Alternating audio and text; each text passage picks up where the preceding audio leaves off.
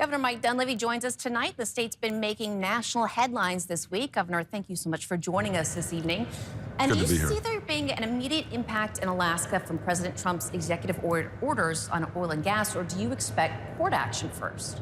Oh, I would imagine there's going to be court cases. There'll be court action filed by NGOs and environmental groups that oppose resource extraction in Alaska.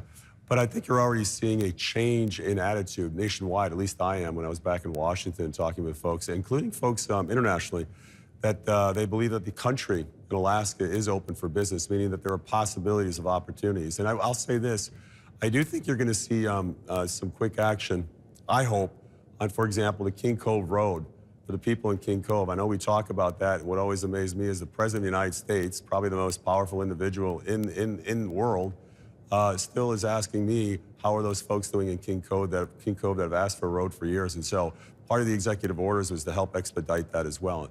So I think you're going to see an immediate impact and change of attitude. We're going to keep moving forward with the Trump administration to help create opportunities here in Alaska on federal lands as well as state lands. But you probably see some court cases, court action. Now we'll have another president in 4 years who could put the Biden restrictions back. American Petroleum Institute and Reuters report, even with these Trump executive orders, the industry isn't likely to rush to invest here. What's your reaction?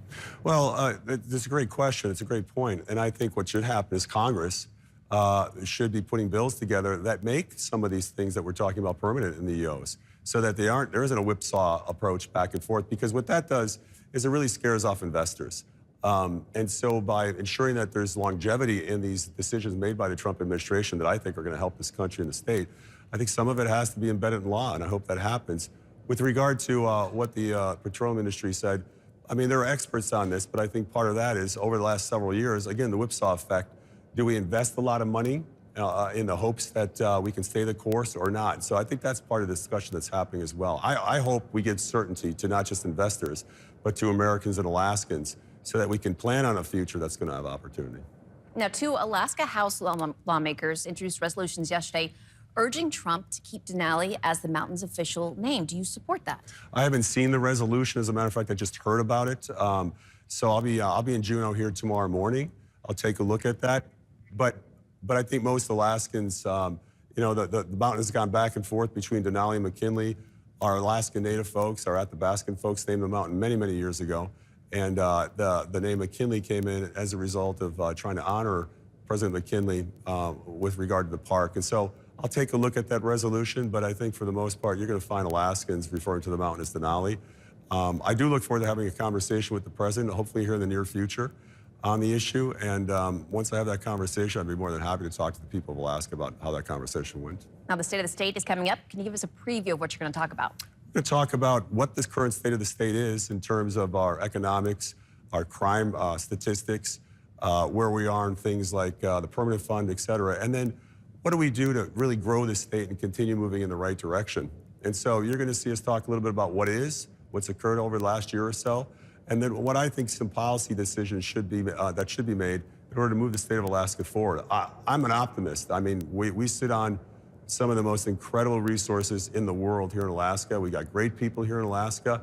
We got a lot going for us. And so we'll have that discussion in the State of the State, and after that, discussions with the legislature and the public as well. And there are some warnings about possible rolling blackouts. What can realistically be done now to solve this crisis? Well, you know, the gas is diminishing in the inlet. We all know that. I mean, there's been warnings for a long time on this, and we've been working on this for some time as well. We can probably get more gas out of the inlet. We're working at that. You've got a couple outfits. You've got Hillcorp there. You've got another outfit, Fury, that's there, that's trying to get more gas out of it. I think we're going to have a tight couple years, 2 or 3 years. But I am really optimistic about the large gas line. I know that's been something that's been discussed for decades and decades. But I think the economics, the politics, the geopolitics, national security, I think it's all coming together here.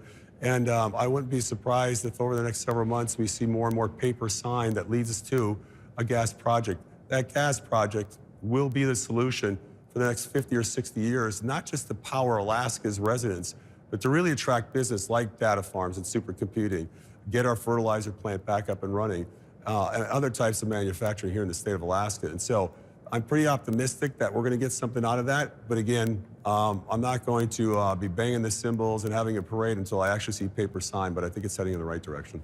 Governor, thank you so much for your time tonight. Absolutely. Thank you.